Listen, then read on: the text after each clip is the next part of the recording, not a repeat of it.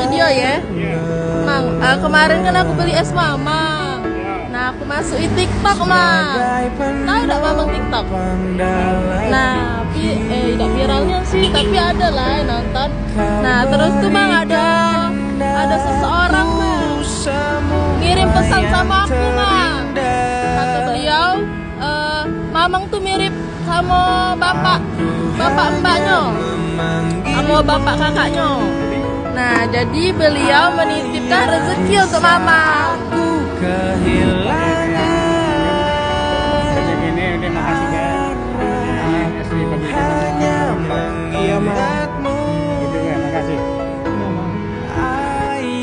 Jika aku telah jauh